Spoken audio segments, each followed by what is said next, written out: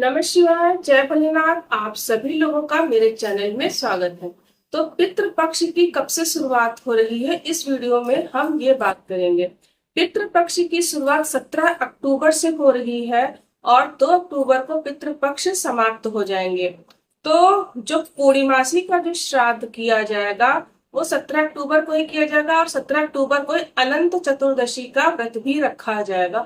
जो लोग भी अनंत चतुर्दशी का व्रत रखते हैं वो मंगलवार के दिन अनंत चतुर्दशी का व्रत रखेंगे और पूर्णिमासी का जो श्राद्ध है वो 17 तारीख को ही है और 2 अक्टूबर को अमावस्या होने के कारण उस दिन पितृ पक्ष समाप्त हो जाएंगे। तो आज हम इस वीडियो में ये बात करेंगे कि हमको पितृ पक्ष में क्या करना चाहिए और क्या नहीं करना चाहिए, और ये जो श्राद्ध होता है क्यों किया जाता है। जो हमारे जो पूर्वज होते हैं जिनकी समय या समय से मृत्यु हो गई है और जिनको मोक्ष कुछ लोगों को मिल चुका होता है, कुछ लोगों को नहीं मिल चुका होता, वो सूक्ष्म लोक में निवास करते हैं जिसको हम पितृलोक कहते हैं।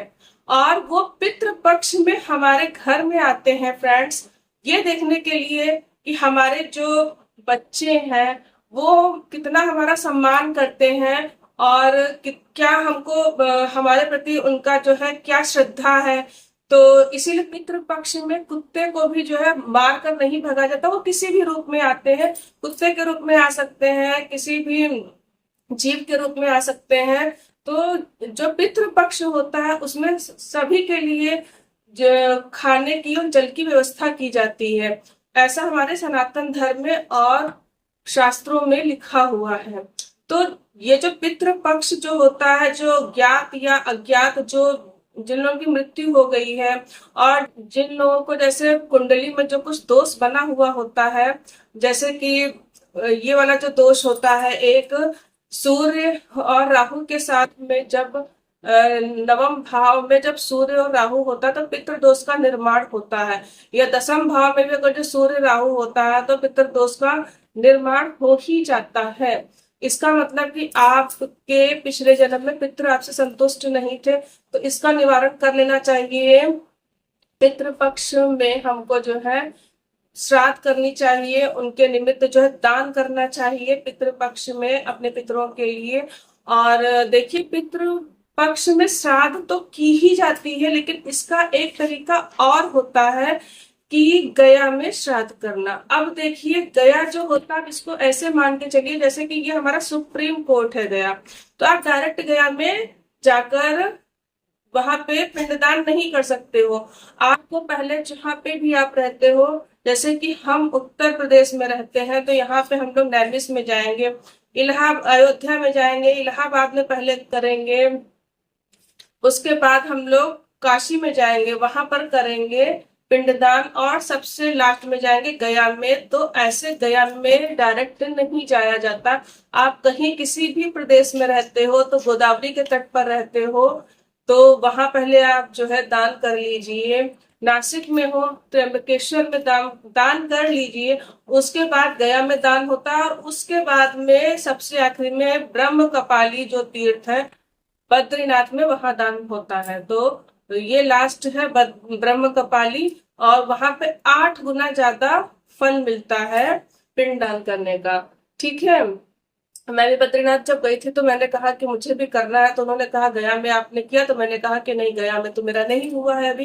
तो कहने लगे कि गया में होगा, पहले ये जहां मैंने नाम बताए हैं आप वहां करेंगे, फिर गया में होगा, उसके बाद में लास्ट में बद्रीनाथ में किया जाता। और ऐसा नहीं है कि आपने पिंडदान कर दिया है, गया में जाकर आपने सब कर दिया तो आप तब श्राद्ध करना छोड़ दोगे, ऐसा नहीं है। श्राद्ध तब भी की जाती है। और अगर जब गया जी में नहीं जा पा रहे हो, कोई कारणवश नहीं जा पा रहे हो, तो आप पिंडदान घर में करिए, ब्राह्मण को भोज कराइए।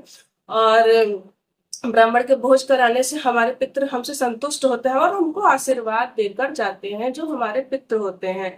तो अगर जब पितृ हमारे खुश होते हैं हमसे, तो वो हमको आशीर्वाद देते, जो भी हमारे अटके हुए कार्य होते हैं वो भी पूरे हो जाते हैं। पितृ दोष होने से हमें संतान होने में भी दिक्कत होती है, और बहुत से जैसे नौकरी वगैरह में बहुत दिक्कत आती है, मानसिक जो है बहुत प्रॉब्लम्स रहती है, इंसान जो है डिस्टर्ब भी बहुत रहता है पितृदोष होने से। तो आप एक त्रिपंडी श्राद्ध होता है वो भी कर सकते हैं। वो या तो आप किसी नदी के किनारे कर लीजिए, गंगा जी हुई, जमुना जी हुई, या किसी सरोवर के किनारे कर लीजिए, जैसे कि पुष्कर हो गया। और या हमारा ये काशी विश्वनाथ में पाप मोचनी जो है वहां पर भी होता है। त्रिपिंडी श्राद्ध का भी बहुत बड़ा महत्व है, इसको भी आप अपने पितरों के निमित्त करवा सकते हैं। अच्छा, पितृ पक्ष में हमको क्या करना चाहिए और क्या नहीं करना चाहिए, इसके लिए हम बात कर लेते हैं। लेकिन फ्रेंड्स, एक छोटी सी रिक्वेस्ट है, अगर वीडियो थोड़ी सी भी पसंद आई तो चैनल को अवश्य ही सब्सक्राइब करिएगा, लाइक करिए, कमेंट्स में भी लिख दीजिएगा। और ये पितृ पक्ष में पहली बात तो हमको जो छौर कर्म होते हैं वो नहीं करने चाहिए। वो आप पूर्णिमा के पहले ही आप सब निपट लें, मतलब हेयर वॉश वगैरह कर लें, बाल धो लें। जो महिलाएं हैं, पुरुष दाढ़ी वगैरह अपनी बनवा लें। दाढ़ी भी नहीं बनवाई जाती है, ना बाल कटवाए जाते हैं, ना तो कोई कटिंग हेयर की जाती है, नाखूनों की कटिंग नहीं की जाती है, और थ्रेडिंग वगैरह जो होती है वो भी नहीं। आप ना बनवाए तो ज्यादा अच्छा। कहीं इमरजेंसी में, पार्टी में जाना बहुत जरूरी है तो फिर मजबूरी हो जाती है, तो उसकी बात अलग, लेकिन आप पहले से बनवा के रखें, ठीक है।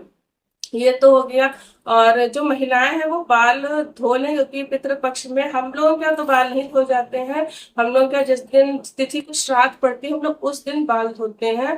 पितृपक्ष में हम लोग बाल नहीं धोते, हम लोग पहले ही बाल धो लेते हैं, ठीक है। और नया वस्त्र नहीं खरीदा जाता। किसी का जन्मदिन आ गया तो मजबूरी हो जाती है, तो जैसे मान लीजिए पहले से आप खरीद कर नहीं रख पाए हैं तो आप क्या करें, तो आप फिर मजबूरी में ले आइए, नहीं तो कोशिश करिए पहले से। बच्चे का जन्मदिन है तो पहले से खरीद कर रख लें। और पितृपक्ष में जैसे कोई भूमि का रजिस्ट्री हो गया, कोई गाड़ी वगैरह खरीदना हो तो वो भी नहीं खरीदना चाहिए। और बहुत से लोगों का मेरे पास, बहुत से लोग पूछते हैं पूजा पाठ करना चाहिए कि नहीं करना चाहिए। तो देखिए फ्रेंड्स, हम जब कोई भी शुभ कर्म अपने घर में करते हैं, पूजा पाठ करते हैं, उससे हमारे पितरों को भी कुछ ना कुछ उसका अंश मिलता है, वो खुश होते हैं। तो पूजा पाठ जो नियमित आप लोग कर रहे होते हैं वो तो आपको करना ही चाहिए, पूजा पाठ आप करते रहिए। और लेकिन कोई भी बड़ा अनुष्ठान जो होता है वो पितृपक्ष में नहीं, शुरुआत नहीं की जाती किसी बड़ी पूजा की। अब जैसे कि 16 दिवस का महालक्ष्मी का जो व्रत है तो वो तो किया ही जाएगा, क्योंकि वो आप पहले से स्टार्ट कर चुके होते हो राधाष्टमी से लेकर। उसकी हम बात नहीं यहाँ पर करेंगे, तो वो पहले से जो अनुष्ठान जो चल रहा है राधाष्टमी के व्रत से लेकर 16 दिन का, वो तो किया ही जाएगा। लेकिन पितृ पक्ष में कोई भी नया पूजा पाठ की शुरुआत नहीं होगी, कोई नया जो है पूजा पाठ से संबंधित कार्य नहीं किया जाएगा।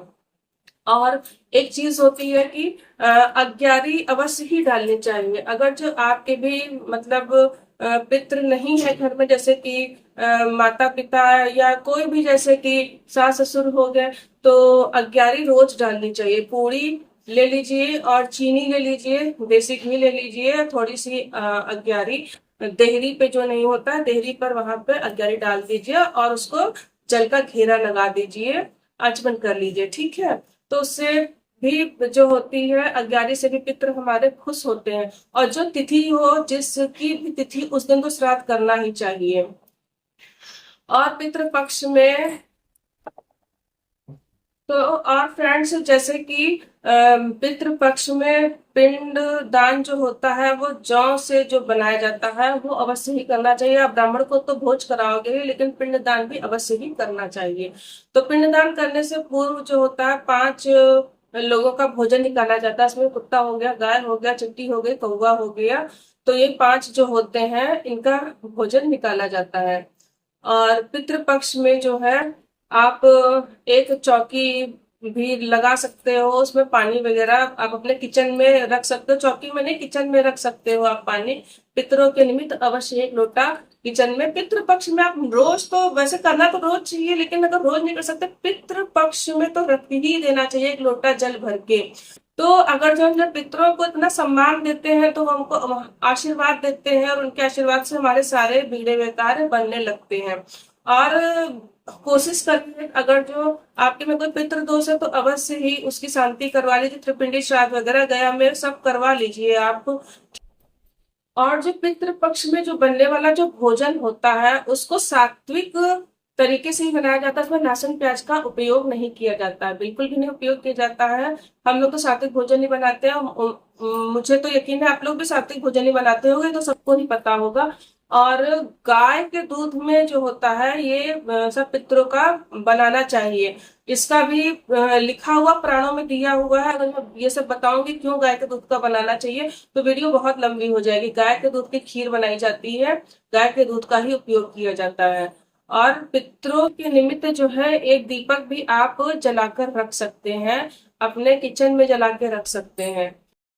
और फ्रेंड्स, पितृ पक्ष में ये सबसे बड़ा सवाल उठता है सिंदूर लगाने का। तो भाई देखिए, हमारे यहाँ तो सिंदूर नहीं लगाया जाता। हम लोग सिंदूरा जो होता है उसको छूते भी नहीं, जो हमारा सिंदूरा होता है उसको नहीं छूते हैं।